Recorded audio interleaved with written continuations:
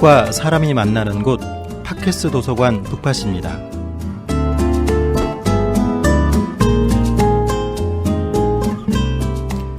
우리가 사랑에 빠진 때보다 고통의 무방비 상태인 경우는 없다. 심리학자 지그문트 프로이트가 한 말이죠. 여러분의 삶을 돌이켜봤을 때 언제 가장 사랑받았다고 혹은 누군가를 사랑했다고 생각하세요?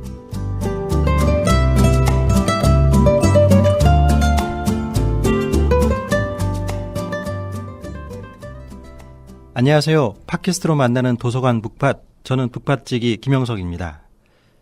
어느덧 6월의 마지막 주 금요일이 됐네요. 청취자 여러분들은 올해 상반기 어떻게 보내셨어요? 6월은 공휴일도 있었고 또 무엇보다 최근에는 월드컵의 열기로 인해서 어느 때보다 빠르게 순삭된 것 같아요. 벌써 2018년의 절반이 저물어가는 시점에서 잠시나마 지나간 순간들을 돌아보는 마음의 여유를 가져보았으면 좋겠습니다. 자, 올 초 다짐한 계획들 가운데 작게나마 이룬 성과, 잘한 일 또는 아쉬웠던 점들을 돌아보면서 바쁘게 달려온 자신에게 수고했다, 다독여주고 더불어서 다가올 하반기, 남은 절반도 또 힘차게 달려가기 위해서 북팟과 함께 한 템포 쉬어가는 시간이 되시길 바랍니다. 저희 북팟도 숨가쁘게 달려온 시즌2를 오늘 방송으로 마무리하게 되었는데요. 첫 방송하면서 긴장하고 떨었던 게 엊그제 같은데 벌써 11회차 방송이라고 하니까 실감이 안 납니다. 여전히 부족하지만 그래도 이렇게 나마 또 자리를 잡아갈 수 있었던 것은 여러분들의 응원과 격려 그리고 따뜻한 댓글 때문이었던 것 같아요. 시즌2의 마지막 방송인데요. 여러분들께 감사하다는 말씀을 꼭 드리고 싶습니다. 자, 그럼 오늘의 북팟 시작해 보도록 하겠습니다. 맑은 소리에 난 눈을 떴었지. 북북팟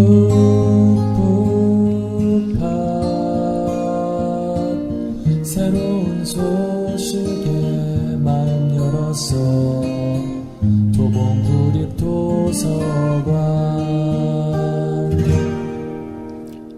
오늘 준비한 코너는 사람책 당신을 읽어주세요입니다.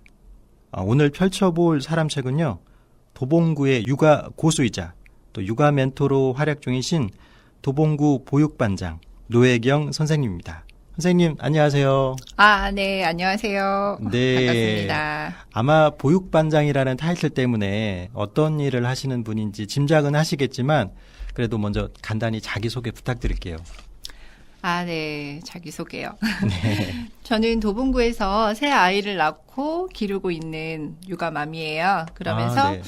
육아가 너무 어렵구나를 현실로 부딪히게 되면서 다른 사람의 삶은 어떨까를 보다가 다른 사람하고 이야기 나눠야지 하면서 육아의 상담 일을 하게 되었고요. 네. 지금은 그 상담을 떠나서 이제 육아와 연결돼 있는 교육에 관심이 가면서 마을교육협동조합을 같이 꾸려서 운영해 가고 있습니다. 정말 멀티플레이어인데 새 자녀를 키우면서 또 이렇게 여러 가지 일을 하기가 쉽지는 않을 것 같아요. 그만큼 그만큼 또 노하우가 쌓였을 것 같아요. 본인 스스로의 그 삶을 통해서. 네, 선생님이 이렇게 자기 소개를 듣고 나니까 지금 현재 구체적으로 하시는 일이 더 궁금해지네요. 선생님 현재 이렇게 보육반장 또 마을교육 협동조합을 통해서 어떤 일을 구체적으로 하고 계신지 소개 부탁드릴게요. 네, 보육반장 일을 좀 말씀드리면요. 네. 누구나 결혼을 하고 싶어 하잖아요. 그렇죠. 결혼을 하고 하다 보면 어쩌다 아이가 낳게 되죠. 네. 그래서 아이를 낳게 되면 자기도 모르게 양육이라는 그 자리에 서게 됩니다. 그래서 다들 이것 때문에 요즘 청년들이 양육 때문에 힘들어서 아이를 출산하지 않겠다. 정부의 문제까지 되었는데요. 일단 아이를 낳게 되면 양육자의 길을 걷게 되는데 그 양육은 무척이나 그 어려운 단계인 것 같아요. 그러면서 그 어려움을 이제는 양육자 혼자만 겪지 않고 그들에게 좋은, 먼저 육아를 해본 사람으로서 이야기도 들어주고 좀, 각각의 정보도 제공할 수 있는 그런 일을 하는데요. 간단하게 말씀드리면 도봉구 안에 있는 육아의 정보를 나눠드리고 또 지역의 공공자원의 정보도 나눠드리고 또 간단한 육아 상담도 해드리고요. 깊은 부분으로는 전문기관과 연계도 해드리는 역할을 하고 있고, 특히나 요즘에는 품앗이 육아라고 해서, 어머님들이 하고 싶은 아이를 기르고자 하는 자조 모임을 결성하시는데, 그것을 적극적으로 지원하고 있습니다. 일종의 공동 육아도 같다고도 볼 수 있겠네요. 서로가 서로의 아이들을 돌봐주고, 함께 책임을 나누는 거. 그렇죠. 예. 예. 오늘 이 방송을 통해서 보육반장 서비스라는 게 있다는 거를 처음 알게 되신 분들도 있을 것 같은데, 그래서 나도 이런 서비스를 받아보고 싶다 한다면 어떻게 또 컨택을 해야 되고 또 어떤 시간, 어떤 연령대의 아이들까지 가능한지 또 시간대는 어떻게 되는지 이런 거를 궁금해할 것 같아요. 네, 보육반장 서비스는 서울시의 전 지역으로 연결되어 있는데요. 구마다 지금 배치가 되어 있어요. 도봉구에는 5분의 보육반장들이 업무를 하고 계시고요. 네. 다산콜 120으로 전화하시면 사시는 지역과 연결되어 있는 보육반장과 서비스 연결을 해드리고요. 네네. 또는 육아종합지원센터나 도봉구청으로 연락하셔도 저희가 각각 해당하는 동에 어머님들이랑 통화가 가능합니다. 네. 그 아이들 이제 저 같은 남자는 육아라고 하면 보통 통상 몇 살까지 영유아라고 하지? 잘 모르거든요. 네. 0에서 7세까지를 저희가 그러니까 어린이집이나 아니면 취학 전까지 아이들에 대한 육아 서비스를 제공하고 그럼 있어요. 7세까지는 서비스를 받을 수 있다 이렇게 된 거죠? 그렇죠. 예. 근데 이제 방금 선생님이 아이를 셋이나 길렀다고 했잖아요. 네네. 그러면서 이제 이게 육아가 보통 일이 아니라 한 아이만 키워도 정말 진이 빠진다. 이런 얘기를 제가 들었는데 본인이 이렇게 세 아이의 엄마 역할을 하면서 얼마나 힘든지를 몸소 깨달았을 거 아니에요. 그럼에도 불구하고 요 일을 시작하게 된 계기가 있을 것 같아요. 네. 제가 큰아이 같은 경우에는 조부모님한테 맡기고 직장을 다니는 직장맘이었어요. 네. 그래서 사실 큰아이 같은 경우에는 제가 육아를 했다라고 말씀드리기 창피한 엄마였고요. 네네. 둘째와 셋째는 긴 텀을 가지고 생겼는데 연년생으로 아이들을 낳게 된 거예요. 그러면서 네. 진정한 육아의 길에 들어서게 되었죠. 그러면서 너무 힘들다 중에 이제 엄마들이 그때는 아이가 잠깐 잠자는 사이에 잡지나 기타 등등 이런 걸 보게 되는데 그 틈새 시간에 보는데 박원순 시장님이 보육반장이라는 사업을 일본에서 보고 왔는데 너무 좋아서 도입하겠다 이런 얘기가 나오신 거예요. 하게 된 계기를 보면서 이거 나랑 너무 성격이 맞을 수 있겠다. 그리고 내가 지금 두 아이를 기르면서 이렇게 힘든데 내가 그러면은 그거에 대해서 제안하고 싶은 거 너무 많은데 이런 생각을 하고 있었어요. 그래서 기사를 읽은 와중에 옆집 언니가 자격 조건이 어떠한 게 필요한데 너랑 나랑 되는 것 같으니 우리 같이 지원해 볼래? 라고 해서 옆집 언니의 말에 좋아, 예스 했는데 결과는 그분은 떨어지시고, 네. 저는 붙게 되었으나 지금 현재 각각의 다른 길에서 너무 잘 훌륭하게 다들 가고 있게 되었죠. 그래서 그런 에피소드가 있어요. 그래서 그런 활동으로 지원하게 되었는데, 지금은 사실 내가 남의 고충을 들어주고 상담해주는 상담자 역할이 아니라 그러면서 6년의 보육반장 생활을 하면서 내가 많이 성장했구나. 그분들의 이야기 속에 또는 나의 삶을 비추면서 조절을 하면서 내가 많이 참 성장했구나라는 것을 배우게 되었죠. 네, 아니 저는 이제 조카들이 이제 예전에 2살, 3살 될 때 누나나 형님들이 이제 조카 1시간만 봐달라고 하면은 저는 그러니까 육아를 하기 전에 육아라고 할 수도 없지만 아이를 보는 게 쉬운 일이라고 생각했어요. 그냥 어차피 애기는 그냥 누워서 잠이 들면 그냥 옆에서 지켜보고 있다가 애가 때 돼서 깨면 먹이고 이런 줄 알았는데 그게 아니더라고요. 아이는 24시간 지켜보고 있어야 되는 존재더라고요. 맞아요. 근데 지켜보는 것뿐만 아니라 네. 마음으로도 맞아요. 그것을 계속 네네. 같이 해야 되기 때문에 네. 힘든 일인 것 같아요. 맞아요. 제가 그래서 오프닝 멘트에 왜 우리가 사랑에 빠진 때보다 고통의 무방비인 상태인 경우는 없다. 이 말을 왜 넣었냐면 사실 이 프로이트가 한 말은 사랑에 빠진 사람들의 심리, 그러한 심리의 허약함, 어리석음에 대해 한 말이었지만은 저는 요 문장을 읽으면서 모성애를 떠올렸어요. 왜냐하면 모성애만큼 조건 없는 사랑이 없잖아요.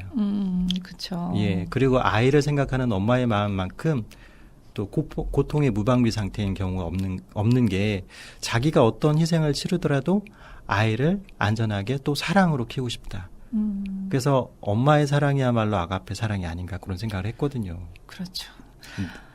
잘해줘도 또는 네. 내가 약간의 아이를 잘 되기 위해서 한마디를 해도 엄마는 항상 그것 때문에 애절한 것 같아요. 맞아요.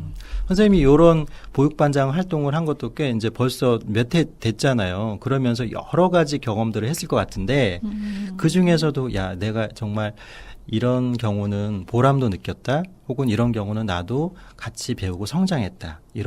그런 케이스가 있었을 것 같아요. 네.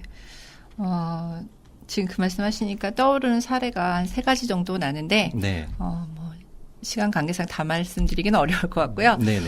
근래에 생긴 에피소드예요. 이거는 뭐 보육반장 하면서 여러 인터뷰를 하면서 할 때마다 했었던 건데 이제 바뀔 것 같아요. 이걸로. 얼마 전에 아까 말씀하신 것처럼 저희가 0에서 7세 아이들에게 육아에 대한 그런 서비스를 제공한다고 했는데 0에서 7세인 어머님이 5년 전에 저한테 전화를 하셨었어요. 그래서 어머님이 이런 저러한 연년생의 이야기를 딱 마침 저희 아이하고 똑같은 연년생의 이제 성별은 다른데 이야기를 하시면서 얘기를 하는데 지금 그 아이들은 초등학생이 되었어요. 그런데도 꾸준히 전화 통화를 하세요. 그러니까 0에서 7세의 육아 서비스가 사실은 기간적으로 보면 끝난 거죠. 그렇죠. 그럼에도 불구하고 이제는 동네에서 위안받고 싶은 언니? 그렇게 해서 이제는 저희가 전화 상담으로 하고 대면 상담은 대면하지만 찾아가서까지 이렇게 상담을 하진 않는데, 그분은 이제 만나기도 하고, 이제 얘기도 많이 하고 차도 마시고 이제 이런 관계인데요. 그분이 이제 1년에 한 번씩 아주 진하게 전화를 하셔서 한 번 통화를 하면 2시간 정도는 가는 것 같아요. 근데, 사실 딱히 어떤 솔루션을 드리기 되게 어렵고, 네. 엄마의 마음을 위로하는 작업인데, 이분이 올해, 이제 드디어 또 전화가 오셨어요. 네네. 사실 올해 2번째 전화였는데, 그때 저도 어떻게 해드려야 될지 몰라서, 이제는 무슨 말을 해야 될까. 너무 고민스럽고 전화번호가 이렇게 보이면서, 어떻게 말하지? 큰일 났다. 이렇게 생각하고 있었는데, 이분이, 며칠 전에 전화하신 이유는, 그동안 자기가 해결하지 못했던 것에 대한 답을 찾고 저한테 하시는 전화였던 거예요. 그래서 그러니까는 하소연하러 전화한 게 아니라 맞아요. 그동안에 선생님에게 들었던 조언을 가지고 실천했고 거기에서 어떤 깨달음을 얻으셨나 봐요. 맞아요. 그래서 그동안 얘기했던 매일매일 똑같은 얘기였거든요. 근데 네. 방법만 달랐을 뿐인데 그 얘기를 그때는 그래요. 뭐 이러면서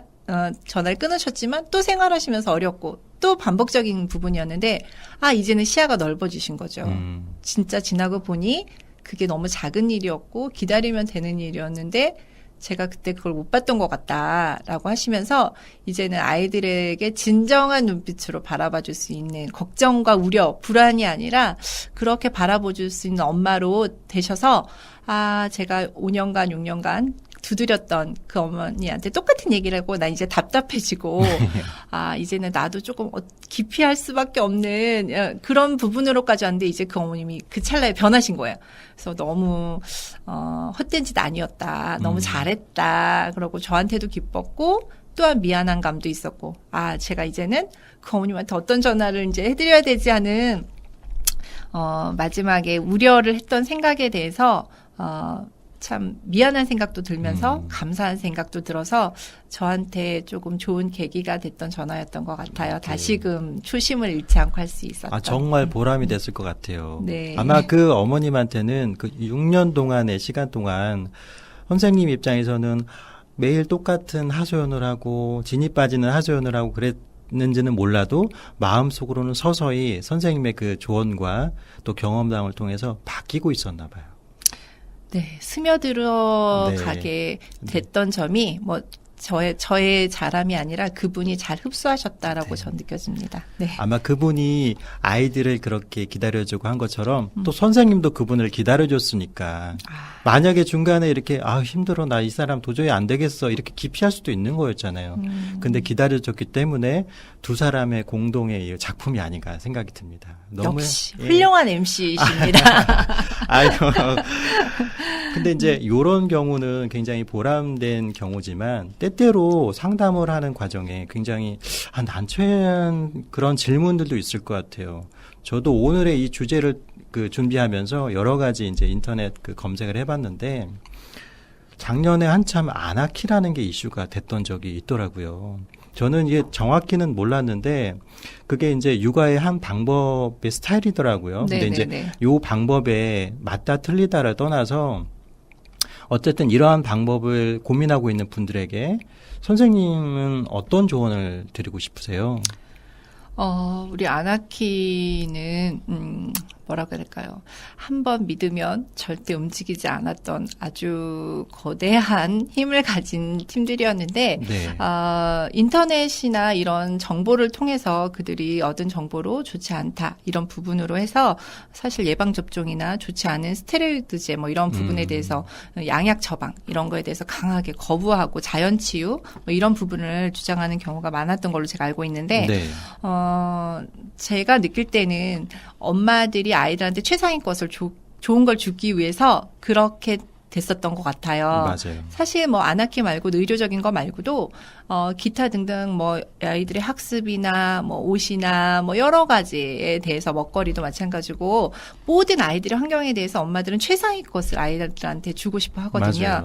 그런데 사실 이거는 건강이라는 부분과 밀접한 관계인 부분이어서 아이들한테 예방접종이나 이런 부분까지 마치지 않는 부분은 저는 조금 왜곡되게 갈 수도 있다. 왜냐하면 네. 그것으로 인해서 아이들이 건강이 더욱더 악화될 수 있는데 그것의 우려보다는 작은 퍼센트테이지가 안 좋다라는 것을 너무 크게 생각하셔서 네네. 약간 어머님들의 해결 과정이 조금 너무 큰 확대성으로 가면서 맞아요. 마찬가지로 불안으로 네. 인해서 너무 크게 발생된 확고하게 가게 된 신념 아닌가 이런 좀 생각이 들더라고요. 맞아요.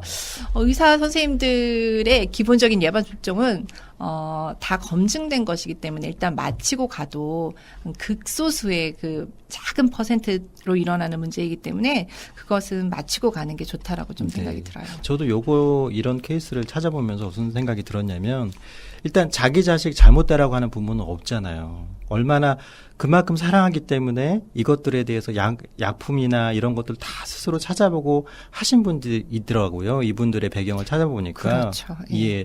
지식도 전문가 못지않게. 다만 그러나 그러니까 저희가 이게 맞다 틀리다를 떠나서 어떤 것을 특히 건강에 관련된 것을 결정할 때는 그래도 전문가의 조언을 받아서 결정하는 게 그게 정말 중요한 게 아닐까 하는 생각이 들었어요. 네, 그럼요. 네. 어쨌든 저희들은 일반인이고 지식이 좀 편협해 돼 있을 수도 있거든요. 그러니까 종합적인 시선을 가지고 봤을 때 그래야지만 득보다 실이 크지 않는 그런 선택을 하지 않을까로 생각을 했습니다. 그렇죠. 예. 그래서 요런 거를 통해서 역시 엄마들은 아이들의 건강과 먹을 거리 요런 거에 대한 관심이 많구나라는 생각을 했고요. 여기 어느 정도 애들이 이제 뒤집기도 하고 기어다니기 시작하면은 그 다음 단계의 이제 고민이 교육이더라고요. 그렇죠. 예. 말귀도 알아듣고 막 하면서 지난번에 이제 친구를 잠깐 만났는데 얘가 이런 애가 아니었는데 자기 아들이 영재라는 거예요. 네, 영재 많습니다. 어머님 눈에 영재 많습니다. 아니 그래서 네. 야 무슨 근거가 뭐냐 이랬더니 자기 아들이 자기가 이제 이 아이가 이제 한 26개월 됐나 봐요. 말귀를 다 알아듣는다는 거예요. 말귀를 다 알아듣고 문장력은 좀 떨어져도 눈빛으로 다 얘기하고 아빠가 원하는 것을 척척척척 알아서 아빠가 리모컨을 찾으면 얘가 리모컨을 찾는 것 같는다는 둥. 그러니까 이게 이제 우스갯소리로 하는 그런 부분도 있지만 그만큼 아이에 대한 이 아이가 영재일까? 혹은 어떤 쪽에 더 발달할 가능성이 있을까? 그런 관심이 굉장히 큰 것 같아요. 그렇죠. 아까 안학에서도 얘기했고 그 앞부분에서도 얘기했지만 부모들은 우리 아이가 특출나게 잘하고 싶어하고 또 뛰어나길 바래요. 그리고 네. 사실 아이들한테는 그런 능력이 있어요. 그런데 제가 볼 때는 준비의 단계, 과정의 단계에서 적절한 시기에 들어가 줘야지 그것이 아이한테 약이 되죠. 아픈 환자가 의사를 찾게 되잖아요. 그렇죠. 예, 아파야지 병원에 가게 되는 건데 물론 예방으로 갈 수도 있지만 일단 네. 의사 선생님을 아파야 병원이 유용하게 쓰임이 되는 건데 그 전에 간다면 의사 선생님이 되돌려 보내시겠죠. 그렇죠. 우리 아이들도 뭔가 필요한 시기가 있고 적절히 그때 해야 되는데 부모님들이 너무 잘하고 싶은 마음에 뭐랄까 먼저 앞서가서 미리 이렇게 제공해 주는 거예요. 그러다 보면 아이들이 그것에 대해서 필요성을 못 느끼는데 그냥 하게 되는 경우가 있어요. 오히려 거부감이 커질 수 있겠어요. 네, 그럼요. 그러면서 일반적으로 유아 때는 뭐 어머님들이 많이 보는 게 한글이잖아요. 그렇죠. 한글, 영어, 언어 능력의 아이들이 뛰어나다. 이제 몇 개 국어를 흡수할 수 있다. 이게 이제 기본적으로 막 이렇게 느끼시는데 할 수는 있지만 전반적으로 한글을 목적으로가 아니라 아이들에게 교육이라는 관점 그리고 우리 아이들이 그것을 배우는 목적은 뭐예요? 행복한 삶을 살기 위해서 엄마들이 그래서 더욱더 좋은 걸 원해서 주려고 하시고 또 그걸 위해서 미리미리 우리 아이를 준비하고 싶은 마음이신데 나중에는 적절한 시기에 적절한 것을 넣어주지 못한다면 우리 아이들이 정말 해야 할 시기에 지쳐버리게 되거나 내가 해야 할 필요를 못 느껴서 갖고 있는 마음속에 있는 근 같은 걸 찾아내지 못하고 덮어버리는 생활을 할 수도 있죠. 자기가 네. 발굴해내는 힘 같은 게 요즘은 무척 네. 중요하거든요. 네. 말씀 들어보니까 아무리 그 아이에게 어떤 소질이나 탤런트가 보이더라도 그 아이의 연령에 맞추어서 가야 된다. 조급하게 가면은 오히려 그 아이의 재능을 버릴 수도 있다 이런 생각이 들었어요. 맞아요. 네. 그 찾아내는 적절한 시기. 그래서 남들이 몇 세 때 되면 한글 시켜야 돼. 보통 이제 주변에서 어머님들끼리 많이 상의를 하시거든요. 그렇죠. 그래서 너 한글 했어? 우리 애 한글 벌써 뗐어. 뭐 이거 해. 그러면 조급함이 생겨요. 그래서 그 연령에 그것을 해야 된다가 아니에요. 사실 저도 저희 큰아이를 그렇게 길렀거든요. 그래서 다양한 육아를 했는데 그러면서 반대로 둘째와 셋째 같은 경우에는 이런 육아가 아니어도 아이를 잘 클 수 있겠다라고 해서 약간은 편안한 육아, 느린 육아를 하고 있어요. 네. 그리고 자연과 더불어 하는 육아를 제가 지향하고 있는데 그럼으로 인해서 아이들은 자기 것을 찾아내고 강해지고 엄마가 만들어준 모습이 아니라 아이 본연의 모습으로 강점을 찾아서 그 각각 속에서 생활하는 게 보여지더라고요.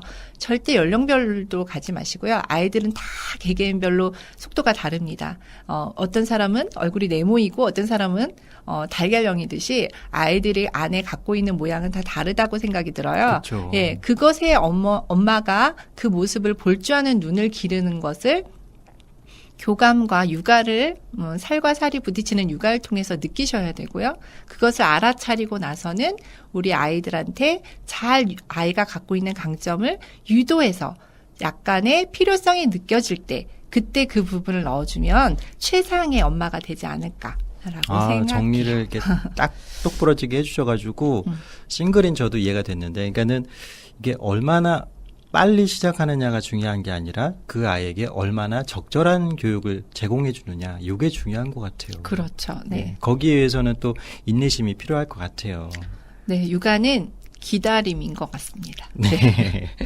그래서 이 선생님의 이런 말씀을 들어보니까 역시 이렇게 전문가에게 팁을 얻는 것이 굉장히 도움이 되겠구나 하는 생각을 하거든요. 안 그러면 혼자 막 인터넷 검색하게 되고 끙끙 찾게 되고 아니면 또 옆집 언니.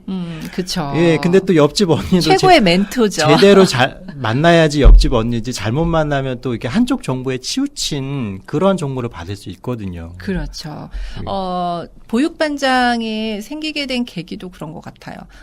그리고 큰 사업의 성과 이런 것보다도 이거 정말 필요하다고 느끼게 되는 계기도 그런 것 같아요. 옆집 언니의 걸러지지 않은 정보, 그 아이 엄마에게 만졌기 때문에 권유하는 거거든요. 맞아요. 예, 네. 그리고 카페나 블로그, 인터넷에서 흐르는 정보로 인한 그런 수많이 쏟아지는 정보로 그걸 다 쫓아가려고 해서 힘들었었는데, 얼마 전에 저희가 그 육아 행사를 하면서 스티커로 어머님들의 고충을 물어봤는데 3년 전까지만 해도 정보에 대한 갈증이 없으셨어요. 워낙 그때 인터넷으로 정보를 육아 전문가들한테 받을 수 있는 정보의 그 맵이 많았기 때문에. 네. 그러나 올해 그 자거 설문조사를 해보면서 너무 많은 정보 때문에 혼란스럽다. 오히려 어떤 것이 해야 되고 안 해야 되는 건지 누가 좀 알려달라. 이런 얘기가 제일 많았거든요. 그래서 이제는 너무 많은 정보의 홍수 속에 정말 진짜를 다시금 가려내는 그 작업이 다시금 필요하게 되었구나 좀 느끼게 되었어요. 그런 면에서 또 보육반장님들의 역할이 큰 것 같아요. 그렇죠. 그래서 옆집 언니의 얘기는 옆집 언니고, 뭔가 그 아이의 기준에 맞춰서 엄마가 내 아이에 대한 가치관적으로 육아를 할 수 있도록 조언해 줄 수 있는 언니, 보육반장, 네, 우리 동네 네. 보육반장을 찾아주면 좋을 것 같아요. 예. 그러니까 요런 보육반장 같은 제도가 참 유익하다고 느꼈는데, 도봉구에서만 또 받을 수 있는 서비스나 요런 시설들이 있을 것도 같아요. 도봉구는 여성 안심 도시, 아동 친화 도시로 되었잖아요. 네네. 그래서 아동 친화 도시가 되면서 아이들에 대한 프로그램이 요즘은 도서관 관내에도 무척 많이 생겼고, 네네. 뭐 기존에 몇 년 전부터 시행되고 있는 북스타트나 이런 걸 통해서 엄마들이 아이들과 책과 좀 가까이 할 수 있는 이런 부분도 좀 많이 생겼는데요. 전반적으로 육아의 프로그램이나 연령별 해당하는 그 연령대에 적절한 프로그래밍을 하고 있는 것은 육아종합지원센터예요. 그래서 각각 구마다 있는데, 도봉구에도 두 곳의 육아종합지원센터가 있고요. 한 곳에서는 부모 교육을 위주로 하고 있고, 네. 한 곳은 아이들의 맞춤 놀이 이 부분을 가지고 하고 있어요. 그래서 창동 육아종합지원센터를 이용하시면 다양한 요리나 도예, 뭐 미술, 기타 등등 블럭, 놀이방까지 육아 돌봄 서비스까지 받으실 수 있고요. 기타 뭐 보건소에서도 요즘에는 여러 가지 육아 프로그램을, 민속 프로그램 이런 것까지 기획을 너무 잘하고 계시더라고요. 그래서 네. 저희가 뭐 건강가전지원센터 등등 또는 자원시설도 무척 많아서 도봉구에 있는 뭐 창포 공원이라든가 기타 뭐 요즘에는 작은 둘리뮤지엄 이런 네네. 데에서도 해당하는 프로그램이 많이 있더라고요. 네, 요즘 도봉구가 참 정말로 아이들과 또 엄마들을 위해서 다양한 또 정책을 서비스하고 있구나 하는 생각을 갖게 되네요. 네. 근데 선생님은 이렇게 오랫동안 이 육아에 관련된 일을 하면서 선생님도 또 지식을 습득하고 또 더 나은 노하우를 전달하기 위해서 책도 많이 읽으셨을 것 같아요. 그러니까 최근에 육아에 도움을 받거나 그런 도움을 줄 수 있는 그런 책 혹은 재미있게 읽었던 책이 있으시다면요. 네. 육아를 통해서 나도 모르게 스며드는 우울증이 되게 많은 것 같고요.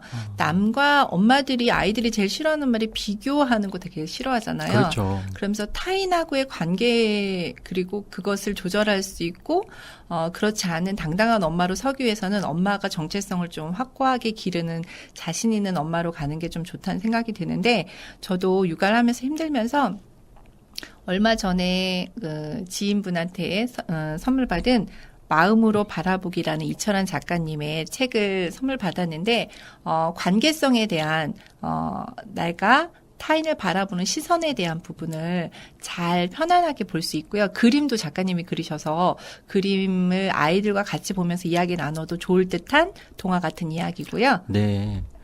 한 권을 더 소개시켜드리고 예. 싶은데, 지금 얼마 전에 완주를 바로 끝낸 나는 나쁜 엄마입니다라는 양정숙님의 책이에요. 며칠 전 여기 도봉구에 강연도 오셨는데요.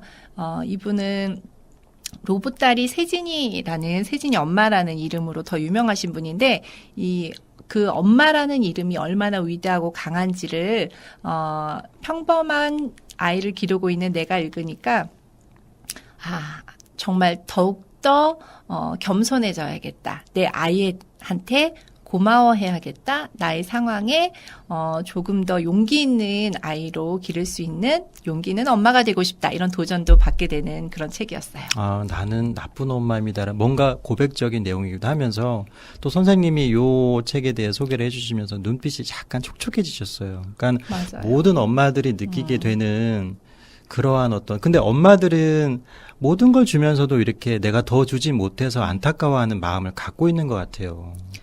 그러게요. 네. 어디까지 줘야 할까요? 네. 이런 엄마들의 마음을 또 보듬어주는 사회가 돼야 될 것 같은데요. 선생님, 이제 보육반장이 되려고 하는 사람들도 있을 것 같아요. 이 방송을 들으면서. 아, 이런 게 있었네. 나도 혹시 할 수 있을까? 이런 분들이에게 한 말씀 해 주신다면요. 네. 도봉구 보육반장이 되기 위해선 자격 조건이 필요하지만 네. 육아 보육교사 자격증이나 사회복지사 자격증 기타 마을 활동을 했던 경력들이 도움이 되거든요. 그러나 동네에서 보육반장은 누구나 될 수 있다고 저는 생각하고요. 자기가 갖고 있는 육아의 가치 그리고 그 육아를 통해서 얻었던 진정한 지혜 이런 부분을 나눔을 할 가치를 느끼거나 그런 마음이 되어 계신 분이라면 꼭 도봉구 우리 동네 보육반장 말고요. 정말 우리 동네 바른 보육반장이 될 수 있다라고 저는 느껴져요. 네. 보육반장은 옆집 언니라기보다는 정말 그분하고 이야기 나누면 담아갈 수 있는 것이 있는 사람이 되었으면 좋겠어요. 아, 정말 좋은 말씀 같아요. 그러니까는 물론 기본적인 자격 조건도 필요하지만은 더 중요한 것은 그 사람의 마음가짐, 또 육아에 대한 자기만의 가치관, 그리고 그 가치관을 공유할 수 있는 어떤 노하우, 네. 이런 것들이 있는 사람이라면 누구나 문을 두드려 봐도 좋을 것 같아요. 네. 덤은 그건 것 같아요. 내가 네. 나눠준다고 생각했지만 정말 뒤돌아보면 저희 보육반장 5명이 하나가 차는 얘기가 우리가 보육반장에서 우리 아이를 잘 기를 수 있었다. 이런 얘기로 다들 결론을 항상 짓거든요. 네. 예. 본인이 더 성장하게 됩니다. 사실. 아, 네. 정말 아름다운 마무리인데요. 선생님 이렇게 오늘 보육반장으로서 또 육아에 관심이 있는 전문가로서 방송을 했는데 오늘 방송을 한 소감이 어떠신가요? 제가 느끼고 싶은 건요. 육아 이야기를 여기서 소재로 잡아주셨다는 것이 너무 감사하고요. 왜냐하면 육아는 누구나 겪고 흘러갔고 나도 우리 엄마도 육아라는 것을 해서 여기까지 왔는데 내가 지금 당면한 게 육아가 아니면 보통 관심을 갖지 않아요. 그래서 많은 곳곳에서 조금 지나쳐버리게 되는 하나의 안건이기도 하거든요. 그래서 하지만 이 육아를 통해서 어른이 되는 과정을 겪고요. 그 어른의 과정이 이렇게 지혜가 돼서 나눌 수 있는 진정한 그 고통을 통해서 나눌 수 있는 인문학이 된다라고 생각해요. 그래서 네. 이런 걸 통해 이 소재를 가지고 사람책이라는 이곳에서 이야기를 해줄 수 있게 하신 분들한테 참 훌륭하신 분이다. 아유, 저희도 라고 생각이 먼저 네. 드네요. 네. 저도 이 방송을 통해서 많이 배워가고 있고요. 또 청취하시는 분들께서도 오늘 노혜경 선생님의 이런 말씀과 상담을 통해 더 많은 것들을 느끼고 깨달으셨을 것 같아요. 자, 예. 자, 이제 오늘 저희 북파 사람책 당신을 읽어주세요 코너를 이제 마무리를 하겠습니다. 선생님 오늘 함께 해주셔서 감사합니다. 감사합니다. 네. 노혜경 선생님이 소개해 주신 나는 나쁜 엄마입니다는 도봉문화정보도서관 지혜 등대 작은 도서관에서 만나보실 수 있습니다.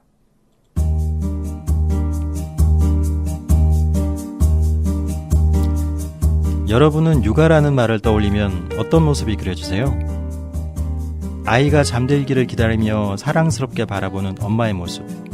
아마 이런 모습이 먼저 떠올릴 것 같아요. 육아란 말에는 그 어떤 단서도 없는데 조건 반사적으로 엄마와 아이를 먼저 떠올리게 되는 것 같습니다. 실은 아이는 엄마와 아빠의 공동의 사랑의 결실인데도 말이죠. 모성애란 말은 아름답고 위대하지만 어떨 때는 아빠와 사회가 책임져야 될 부분까지도 엄마에게 전가하기 위해서 일부러 모성애를 더욱 찬양하고 있는 건 아닌가 하는 생각이 들기도 하거든요. 엘리자베트 백 게른스하임이라는 작가는 우리가 말하는 모성애란 것이 실은 제도와 관습에 의해 발명된 것 아닌가 하는 그런 대담한 주장을 하기도 했습니다. 이 주장에 동의를 하던 하지 않던 모든 책임을 엄마에게 주는 것은 부당한 것 같아요. 왜냐? 엄마도 사람이니까요. 앞으로는 아빠와 또 사회가 함께 육아에 대해 관심을 더 갖고 또 어려운 문제를 해결하기 위해 노력을 해야 할 것 같습니다. 그런 평등 육아 세상이 언젠가는 찾아오겠죠? 이제 오늘 순서를 마칠 시간입니다. 오늘 방송을 마지막으로 시즌2를 마무리하게 되는데요. 저희는 2주 쉬고 3주 뒤인 7월 셋째 주 금요일에 다시 찾아오도록 하겠습니다. 시즌3에서는 더욱 풍성하고 알찬 얘기를 가지고 더 친근한 모습으로 찾아올 예정이니까요. 다가올 시즌3도 많은 기대 부탁드립니다. 그럼 7월에 만나요. 이 방송은 도봉문화재단, 도봉문화정보도서관이 운영하고 은행나루마을 방송국이 함께합니다.